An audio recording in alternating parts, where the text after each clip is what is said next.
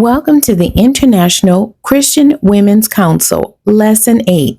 Today's topic is Held Fast by a Life of Worship and Prayer. It's coming out of St. Luke chapter 2, verses 36 through 39, Hebrews chapter 6, verses 17 through 20. God always has a witness. In the case of Jesus, there were those who foretold of his birth and the wondrous things he would do.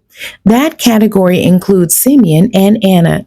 Jesus was born to be the Savior of the world. Anna, the only female prophet named in the New Testament, was present in the temple when Mary and Joseph brought Jesus to the temple. She was a woman of advanced years who lived in the temple since being widowed as a young woman. Anna lived a life of prayer, fasting, and worshiping day and night. She lived in anticipation of the arrival of the Messiah and testified of him to those in the temple. The Bible does not indicate any murmuring or complaining, only her dedication to life in the temple. Anna was a joyful witness and an example of enduring faithfulness. Despite the trials in her life of losing her husband at a young age, after only 7 years of marriage, and no children or family to care for her, she did not doubt God's goodness. God was faithful to Anna, and he allowed her to see the Christ child, our promised Messiah. Mary and Joseph took Jesus to the temple to offer the sacrifice of 2 turtle doves, according to the Mosaic law, for the circumcision of Jesus and Mary's purification. St. Luke chapter 2, verse 23 states, "Every firstborn male shall be designated as holy unto the Lord."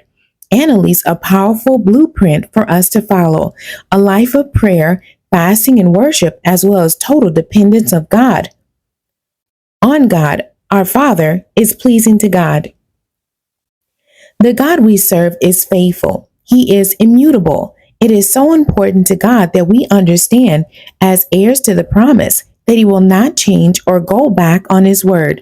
That is, God is incapable of telling a lie. He wants his children to see and to understand his commitment to his oaths and promises. Once he makes an oath, he will fulfill it. Once he makes a promise, he will fulfill it. It does not matter how his children behave. God yet loves us so much so that he gave his only begotten son. And that's John chapter 3, verse 16. His love is unchanging because it is impossible for God to break his oath or his promise. This truth is strong encouragement to the weak man. God does not disappoint. However, mankind fails God through our disobedience. God made Jesus Christ a priest forever after the order of Melchizedek, who had no record beginning nor end. And that's Psalms 110, verse 4.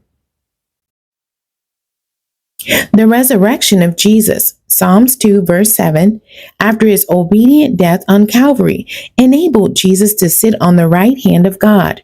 We serve a mighty, mighty God who is our tower of strength, our hiding place, and the one whose eyes run to and fro throughout the whole earth to show himself strong on our behalf. And that's 2 Chronicles chapter 9, verse 16. He is looking to show the world that his children have a great, caring, and loving Father. In conclusion, that is our anchor, sure and steady, because we have an anchor. We never ever have to drift away, nor will we ever be alone.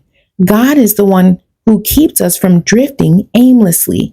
Take comfort that we have a strong, powerful anchor. Let us hold fast to God as he holds to us. Thank God and worship him. The end. God bless you and thank you for joining me today.